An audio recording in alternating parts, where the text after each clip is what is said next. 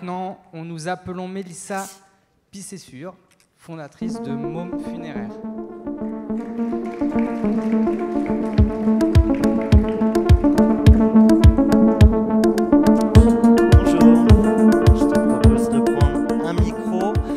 Bienvenue Mélissa et bravo, tu es également parmi les 10 finalistes de la catégorie porteur de projet sur 203 candidats validés, création en février 2023, c'est relativement récent, tu t'es lancé dans le Grand Est. Alors, je ne vais pas me risquer à prononcer la ville d'où tu viens. Bon, on va dire Strasbourg, comme ça met tout le monde. Ouais, j'aurais pu le faire ça. La raison d'être de Môme Funéraire, c'est de réinventer le monument funéraire, de réduire son impact, parce que c'est un sujet qui est aujourd'hui un vrai sujet écologique, mais je te propose de nous en dire plus.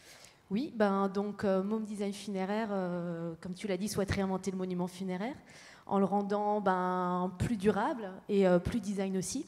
Donc le but, c'est vraiment de proposer une alternative en recréant du marbre à partir de ressources qui ne viennent pas de ressources épuisables, comme par exemple nos déchets coquillages, ou encore développer une gamme d'urnes biodégradables en marbre de café ou en coquille d'œuf qu'on a en montagne.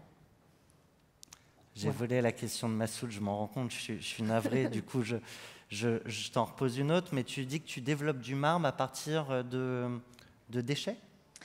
Oui, et c'est pas un gros mot. Non, c'est une sacrée innovation. En fait, c'était plus pour aller vers l'innovation. En fait, c'est de prendre le parti pris de matériaux low-tech, recréer du marbre marin à partir d'huîtres, moules, ormeaux, ou un textile à partir de marbre de café, par exemple. Et typiquement, je pense à ma cuisine en marbre que j'ai jamais pu m'offrir. Tu pourrais aussi me proposer demain. C'est une innovation que vous avez lancée, ou c'est d'autres qui l'ont lancée sur des verticales peut-être différentes et que toi, tu as décidé d'adapter sur ce secteur? Alors moi, j'ai décidé d'adapter ça sur le secteur. Il y a déjà des superbes entreprises qui font ça, notamment sur la côte ouest, qui peuvent vous changer la crédence de votre cuisine, okay, plein de travail. Et moi, du coup, c'est d'utiliser cette innovation et d'aller un peu plus loin dans la caractérisation du matériau, parce que le marbre, il faut que ce soit durable, que ça dure, que ça a des contraintes aussi de temps, d'intempéries, etc. Donc le but, c'est vraiment de caractériser la matière pour ce type d'usage. Massoud. Si je comprends bien, tu es porteuse de projet, tu n'as pas encore donc créé ton entreprise. Qu'est-ce qui te manque pour franchir le pas et le faire? Alors l'entreprise est juridiquement créée, elle est toute jeune. Maintenant, pour que ça devienne une entreprise avec une activité vraiment économique, que ça démarre, il manque des ressources humaines aussi. Donc moi, pour l'instant, je suis seule sur ce projet. J'aimerais agrandir l'équipe pour décupler l'impact aussi. Je suis complètement ouverte à trouver un associé. Et puis aussi des ressources financières pour pouvoir créer une première petite série, terminer une phase POC et puis caractériser le matériau auprès de labos. Tu veux vendre en direct aux particuliers ou tu veux passer par des revendeurs? Alors le but, c'est que Môme soit vraiment un partenaire clé des pompes funèbres pour proposer justement une alternative à l'offre qu'il propose aujourd'hui aux familles.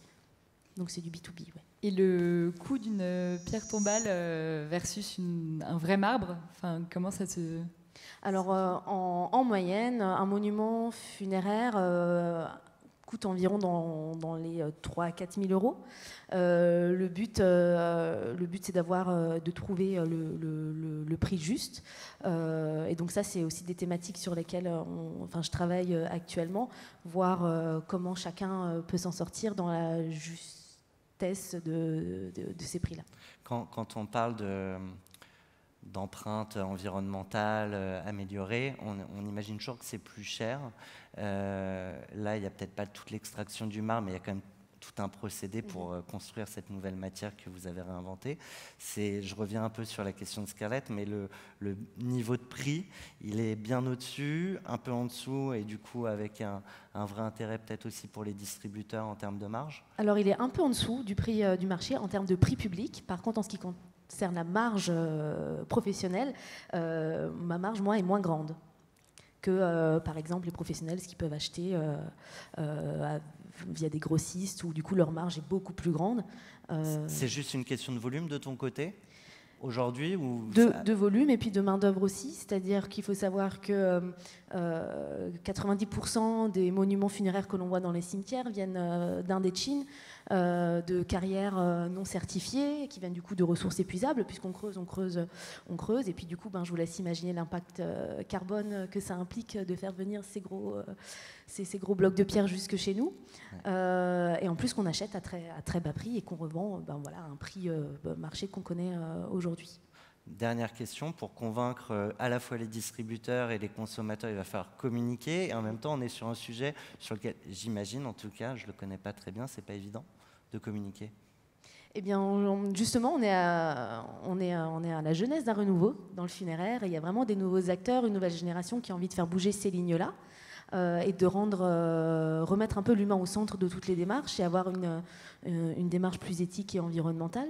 Donc des choses se passent et on est vraiment à la jeunesse de ce renouveau. Donc je fais vraiment partie d'une émulsion nationale même. Bravo pour donner vie à ce projet. Merci. Scarlett. Bravo. Merci.